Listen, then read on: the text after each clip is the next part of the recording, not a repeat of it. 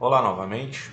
Então, prosseguindo aqui no nosso curso de História da China, eu vou falar hoje, analisar como vai se dar as consequências da prosperidade, a ordem política e as mudanças que vão ocorrer com a prosperidade comercial, né, no período Song e Yuan, finais do século X, portanto, até meados do século XIV.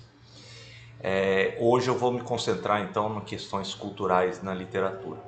Então a gente tem aí um amplo quadro de transformações ocorrendo na China em vários campos, né? Nos campos das artes visuais, na literatura, na filosofia, na música, né? Você tem o estabelecimento de uma classe de funcionários burocráticos aprovados nos exames imperiais que são dominantes, e eles são produtores de cultura, produtores de literatura e também consumidores dessas artes, né? Tudo isso vai estar então uma classe junto com a classe mercantil, que também tem suas demandas, e também os camponeses. Essa classe de letrados, ela vai floresce, estabelece durante a dinastia Song, né? Principalmente expressando através da caligrafia, da literatura, da filosofia e da pintura, né? Veremos que haverá até uma certa tensão entre eruditos ou os letrados que valorizam uma espécie de caligrafia junto com a pintura, e aqueles pintores, artistas profissionais que trabalham para a corte, mas não necessariamente pertencem a essa classe de letrados. E muitos desses letrados abraçam conceitos do neoconfucionismo, que ora reage com relação ao budismo, ao taoísmo, vistos por muitos como religiões, cultos populares, e tentam estabelecer então os princípios do neoconfucionismo, né? Veremos também que haverá ascensão, além da pintura, da literatura e das artes visuais, o teatro, né? O que vai revelar os costumes, os valores da classe popular, dos mercantis, dos camponeses, né? E por último vou mostrar as festividades, né? Uma grandiosa obra que vai retratar o cotidiano em forma de uma festividade, e as festividades também ganham nesse período um destaque, né? Entendendo que haverá já uma prosperidade, e vocês têm inclusive o uso de fogos de artifício, entendendo que a pólvora foi introduzido cedo por povos da região na China, né? Então a gente tem aí inicialmente a creio eu que a primeira revelação da prosperidade, um produto além da sede de outros produtos, que vai ser a porcelana. Então, na verdade, é um processo de aperfeiçoamento em vários fornos que vão se especializando na produção de cerâmica vitrificada, né? Com tons que conseguem extrair do óxido e também do sulfato de cobre, o sulfato dá essa coloração esverdeada, azulada, muito apreciado no mercado asiático, inclusive no Japão e também na Coreia também, como os vasos de Zhejiang, né? Que a gente fala que que são estilo Longchuan, né? E à direita a gente tem aí um vaso do período da dinastia Song meridional, apresentando motivos florais e também motivos de animais mitológicos, como o dragão, que representa aí o elemento da justiça, da retidão, do elemento masculino, e por vezes também a fênix, que também representa o equilíbrio pelo lado do feminino, né, da perseverança, da lealdade. Isso tudo começa a se conjugar em obras materiais do período da China, da dinastia Song. Esses vasos depois, aí veremos que vai ser ah, vai se transmutar de acordo com a demanda nos mercados asiáticos, e entendo o mercado asiático não somente do leste asiático, como também no sudeste, no sudeste asiático, na Ásia Central, ao longo das rotas terrestres e marítimas, para o mercado muçulmano e até o mundo mediterrâneo. E o mundo muçulmano aprecia muito os elementos florais, portanto não figurativos, de acordo com o que preceita o Islã, e os vasos que depois vão se tornar as porcelanas com a coloração, o pigmento do sulfato de cobre, que vai ser azul. A dinastia Ming vai produzir essas excelentes porcelanas, né? E isso depois vai ganhar via a Ásia Central, os mercados muçulmanos, vai ganhar depois o gosto do público ocidental. Então temos aí dois momentos, já o florescimento da produção da cerâmica envidraçada, né, que se fala, e a dominação dessa produção dos fornos, também com a produção desses pigmentos.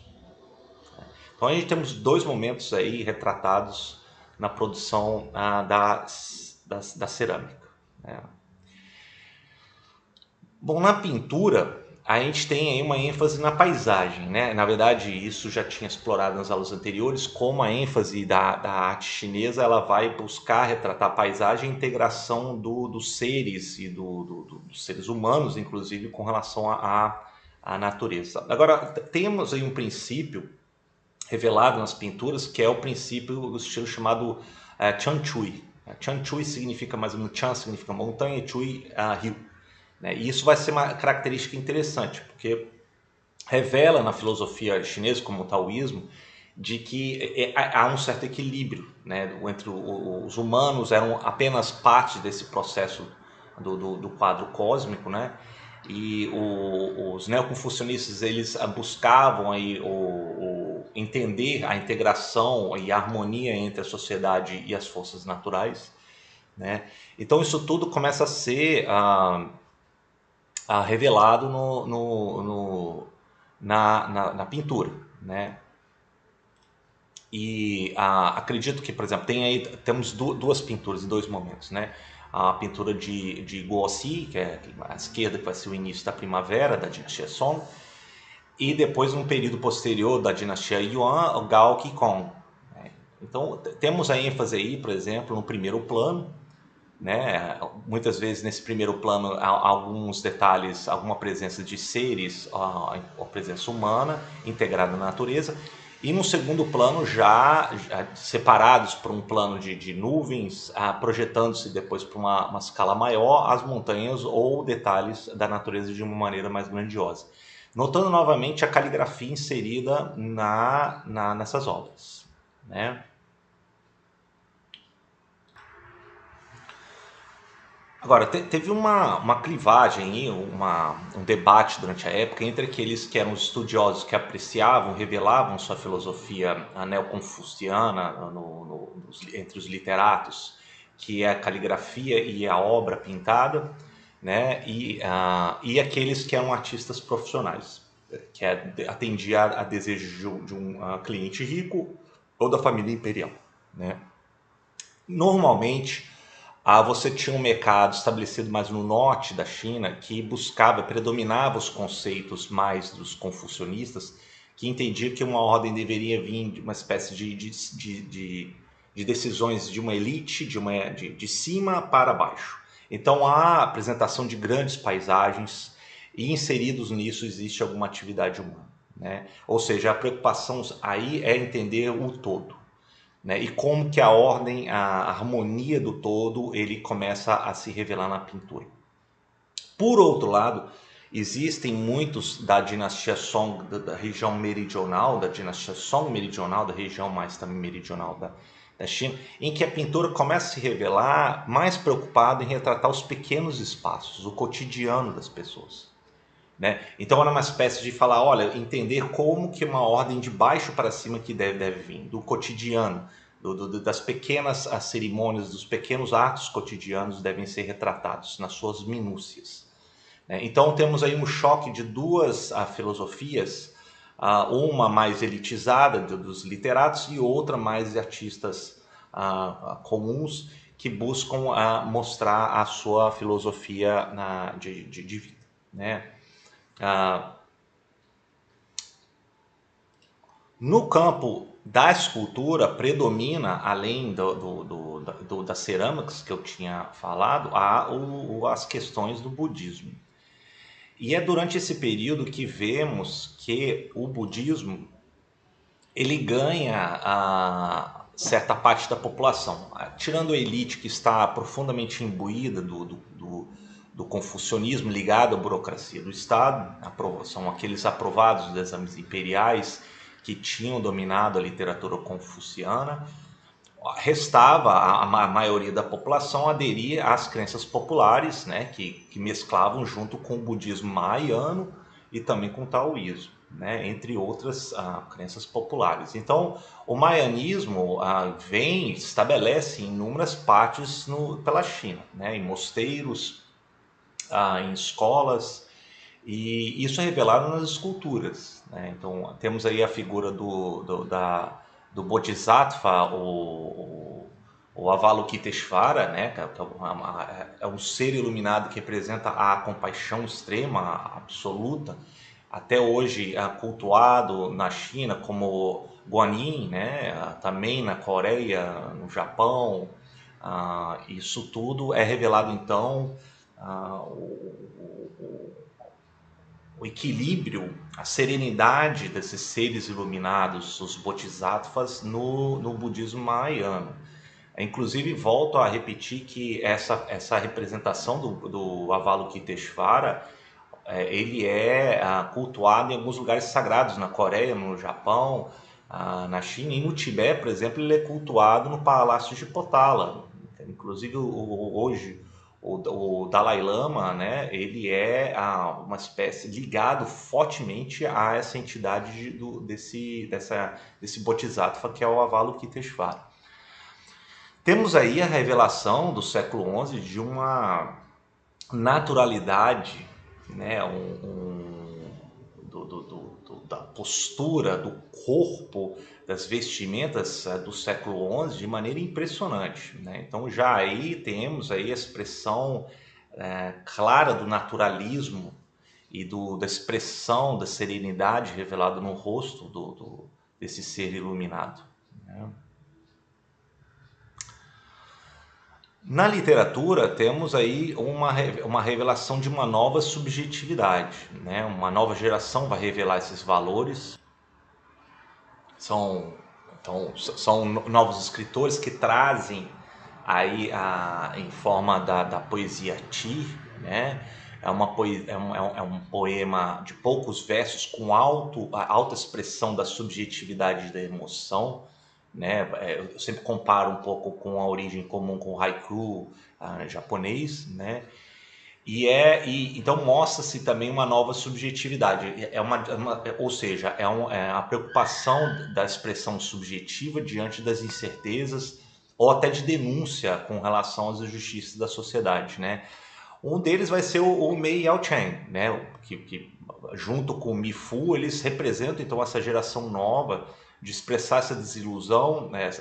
A certa fuga em direção à natureza para buscar uma nova ligação com a natureza, com a ordem cósmica, né? E existe aí até um certo romantismo nisso, né? Como Li Bai tínhamos visto anteriormente, né? De buscar ser aí o escritor, o poeta, nesse caso são letrados, desiludidos, que buscam uma profundidade subjetiva maior.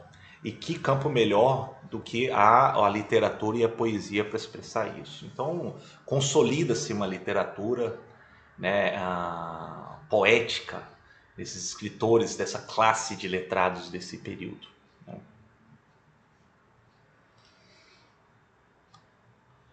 E no campo não literário, mas mais em torno da historiografia, temos, por exemplo, a grandiosa obra de Wu Yang-Xiu.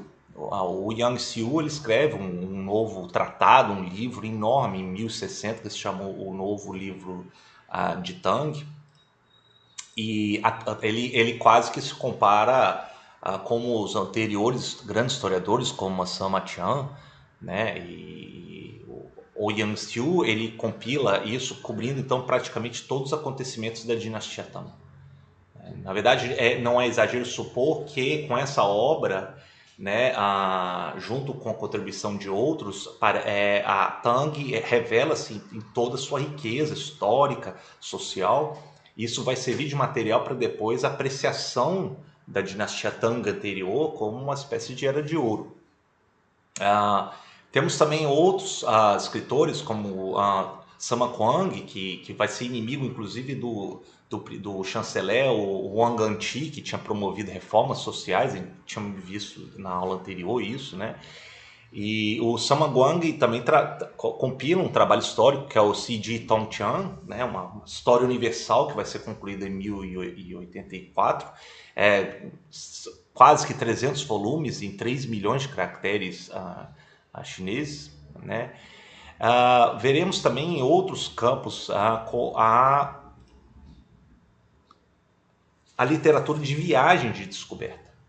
Na verdade, isso também faz parte daquele processo de estudiosos que buscam uma profundidade maior com a natureza, com os lugares, com relações a sentimentos e revelações místicas ou religiosas, né? E um deles vai ser o Fan Tien-da. O Fan Tien-da, na verdade, ele escreve inúmeras obras que são uma espécie de uma literatura de guia de viagem, né? Mostrando os lugares sagrados do budismo pelo Império Chinês. E um deles ele vai a Sichuan, um Monte Ebei, né, onde o culto de um ser iluminado, o Samantabhadra, né? E ele fala que ali, quando ele chegou, ele escreve que em um determinado momento desse seu diário de viagem, né? Deixando minha família num barco ancorado às margens do condado de Xia, cavalguei sozinho em direção a Emei, o Monte Sagrado Emei, né? Onde está registrado textos budistas, é onde o Bodhisattva Samantabhadra apareceu e se manifestou. Então ele mostra, inclusive, já um elemento do desejo de descoberta, né, para os lugares, não somente religiosos, mas também pela beleza natural, pela China, e isso depois vai demonstrar que há interesse de estudiosos, de outras pessoas com recursos para buscar a valorização das paisagens, da natureza e de locais com significado histórico e religioso pela China. Isso no século XII. Então, isso demonstrando já na dinastia Yuan, Song, Tardio e Yuan, já até um mercado leitor, consumidor, ávido por cultura, ávido por descobertas e novos valores, né, dentro do universo chinês. Né? Eu acho muito interessante como se compara no século XII, no século X, a China nesse processo com relação a como se encontrava a Europa durante esse período. Então tem até um certo contraste com relação aos elementos, como se encontrava a sociedade no século X, na Europa ainda profundamente localizada, desagregada, né? E na China você já tem esse florescimento dessa cultura, dessa ordem social vibrante. Em outros campos das letras, temos a compilação de grandes tratados, né? Então, temos tratados, por exemplo, de Li Fang, do século X, que vai compilar os chamados 4 grandes livros de música. Um deles, depois que vai extrair desse grande coleção, vai ser, em 1013, vai ser os registros da primeira tartaruga, que vai ser uma enciclopédia de mais de 9 milhões de caracteres, dividido em 1000 volumes. É impressionante como você já tem um período de compilação, de reunir vários estudos, vários valores, manifestações, e reunir isso em obras escritas, né? Temos também expressão da literatura budista. Então teve uma coleção que é do registro do penhasco azul, que vai ser de Yuan Yu Keqin, né? Que vai revelar novos valores do budismo. Inclusive aí a literatura budista ela começa a desenvolver um conceito que é o conceito de Chan, que depois no Japão vai ser conhecido como Zen, que é uma busca de uma espécie de auto-reflexão vindos aí da corrente do maianismo, buscando aí o fortalecimento interior e individual frente à ordem cósmica. E aí a ênfase maior é na autodisciplina, no controle, na sobriedade, né, e na meditação, né? Então, o registro do penhasco azul de Quetin, ele vai expressar isso. É a busca do autocontrole, né, da meditação, do poder da reflexão meditativa, né, e o poder transformador desses processos, que depois, claro, vai migrar para terras coreanas, algumas partes do Vietnã, algumas ilhas no leste asiático e também incluindo o arquipélago japonês. Hoje, talvez seja a parte mais conhecida do budismo no mundo ocidental. Na parte mais da área das técnicas, das invenções, temos aí uma fertilidade de obras, né? Na verdade, você tem, por exemplo, o Chen Kuo e seu contemporâneo, o Su Song, né? O Chen Kuo ele vai publicar uma série de ensaios da Torrente dos Sonhos, que vai ser uma obra enciclopédica que vai abranger uma quantidade grandiosa de assuntos, né? Desde a literatura, a arte, a estratégia militar, matemática, astronomia, geologia, geografia, metalurgia, engenharia, a hidráulica, a arquitetura, a zoologia, agronomia, medicina, antropologia, tudo. É uma variedade de campos que é reunido nesses ensaios, né? E Chen Ko também vai ter junto o outro estudioso enciclopédico, que vai ser o que escreve um tratado, vai ser o Su Song, que escreve um tratado sobre a farmacopeia, né? Então eram assuntos mais ligados à botânica, à metalurgia, à mineralogia, né? Inclusive a Su Song ele fica famoso porque ele escreve um tratado que chama Xin Yi Xiangfa Yao, em 1092, que ele descreve como ele montou uma engenhosa torre astronômica hidráulica que foi construída na capital Kaifeng. Então tem até uma ilustração aí desse seu relógio astronômico, né, durante esse período. Temos outros produções literárias, como guiar, por exemplo, o Qin Guan escreve Kanchu, que é o livro da sericultura, como a produção da seda, do tecido da seda deve se fazer, inclusive já mencionando todo o maquinário necessário para a produção da seda, né? E outro vai ser as notas sobre o chá, né? O Chalu de Kaixiang, em 1060. É muito interessante o fato de que essas cerimônias em torno do chá, né, ela vai depois se mesclar junto com a filosofia Zen, né, da valorização dos costumes, do momento, né, do cuidado de cada detalhe dos atos como revelação da autodisciplina e da harmonia pessoal e cósmica.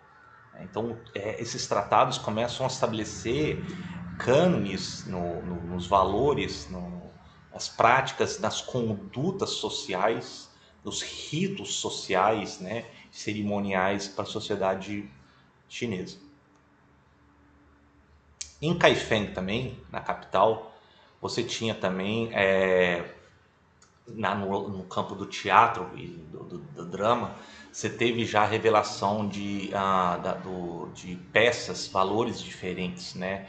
Você tinha, por exemplo, já uma academia de música estabelecida, como a do Jardim da Pera, foi fundado no século VIII, né, durante a dinastia Tang, né, que já tinha estabelecido o ensino e a preservação das artes performáticas, né? E isso tudo vai começar a estabelecer uma série de padrões teatrais na China. Então, durante a dinastia Song, na capital Kaifeng, por exemplo, você já tinha bairros chamados bairros ou distritos do prazer, que mostrava para comerciantes, mercadores ou funcionários da elite uma série de locais que poderia ser consumido por essa classe. Então você tinha, por exemplo, teatros, você tinha alguns lugares que poderiam ser restaurantes, muito demandado para a elite mais letrada, são os restaurantes, mas você tinha casas de teatro que era mais de gosto popular, você tinha lugares onde você podia ter jogos de azar, você tinha prostituição e por assim vai, nesses distritos, né? E você tem aí a revelação dessas casas, por exemplo, de teatros que acomodavam uma multidão já significativa. Então, ou seja, você já tinha já sinal de que havia uma demanda dessas peças de teatro, né? Em Kaifeng, na capital, você teve, por exemplo, o estilo dramático que começa a vicejar, principalmente no período Yuan, né? Que vai ser o estilo Zaju, né? Zaju, na verdade, ele vai ser uma espécie de ópera, proto-ópera chinesa, que vai sintetizar recitações de prosa e poesia, dança, canto e mímica, com ênfase numa forma cômica, né? Mas, na verdade, uma forma da comédia, ou seja, o final feliz, né?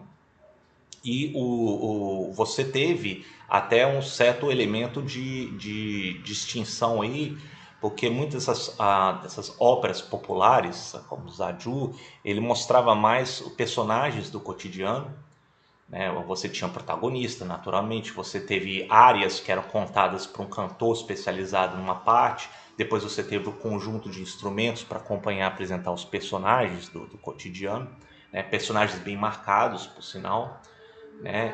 E todas essas peças eram cantadas e acompanhadas pelas obras, pelos instrumentos musicais. Normalmente era falado o, a, o chinês clássico, o chinês erudito, mas nas peças populares você já observa que existia já o chinês falado comumente nas ruas, né? Geralmente essas companhias de teatro, as trupes, atender o gosto popular, era formado por membros das classes mais humildes, inclusive artistas perambulantes, isso incluía também prostitutas, né, entre outros. E geralmente o tema era de sátira sobre corrupção, né, e peças de entretenimento geral da sociedade da época. As peças mais eruditas, que tratavam de temas mais sérios, com relação ao destino, com relação à tragédia maior da natureza humana, era mais consumido pelas classes letradas, geralmente em recintos mais reservados, ligados, por exemplo, a um restaurante, por exemplo, né? É interessante notar então como isso vai começar a surgir, isso vai estabelecer o padrão depois para o que vai ser a ópera chinesa nas dinastias posteriores, né? E por fim, temos os elementos das festividades, né? Em feriados, como por exemplo, nessa talvez a maior obra da arte chinesa, que vai ser o Qingming Changjidu, que ao longo do rio, durante o festival de Qingming, é uma obra que eu já analisei anteriormente de Chang Ziduan, que vai ser um retrato monumental de uma cidade em festa ao longo do rio, né? Na verdade, ele vem aqui ele é um rolo de 7 metros de comprimento que vem aqui da esquerda para a direita. Ele começa no meio rural e aí depois atravessa-se um portão, né?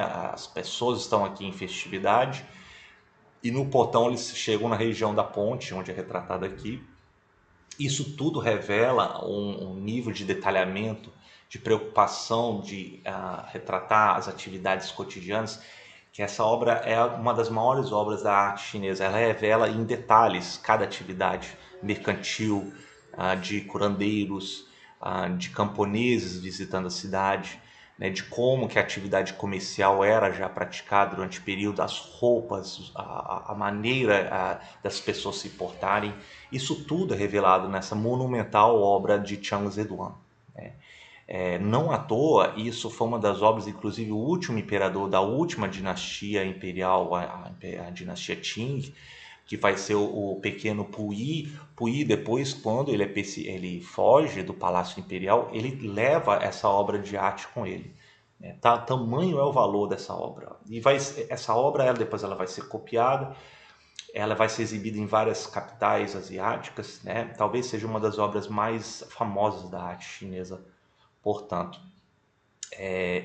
Eu trouxe aqui, para finalizar, um vídeo, porque foi feito aí depois em 2010, 2011 em diante, uma série de exposições comemorativas dessa obra, né? Por exemplo, isso foi em Tóquio, depois foi exibido na Coreia do Sul, em Singapura, e eventualmente eu acho que foi em 2011 você teve a exibição disso de uma forma mais interativa, né, dessa pintura, o que é magnífico, né? Eu vou mostrar para vocês aqui uma parte dessa exibição. Vou tirar aqui a minha imagem para vocês apreciarem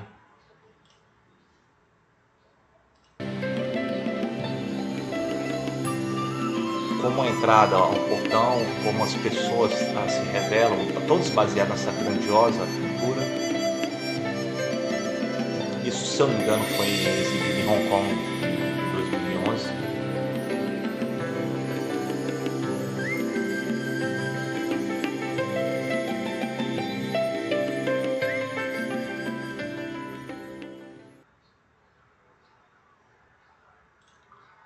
E que, portanto, eu acho que é interessante para encerrarmos nossas considerações a respeito da cultura e da literatura durante a dinastia Song e Yuan, né? Próxima aula eu irei então considerar a respeito de uma nova dinastia que surge a partir de 1368. Vai ser uma dinastia não mais dos mongóis, que eles, como eu falei na aula anterior, eles fogem para regiões mais ali da Mongólia, para a capital Karakorum. Inclusive eles continuam a dinastia Yuan do norte, até na região, mas os mongóis eles são retirados do comando político-militar da China e acende uma nova dinastia, né, chinesa, se é que posso falar assim, que eles denominam os filhos de Han, que estabelece então uma nova dinastia a partir de 1368, que vai ser a dinastia Ming. Então esse vai ser o tema na nossa próxima aula.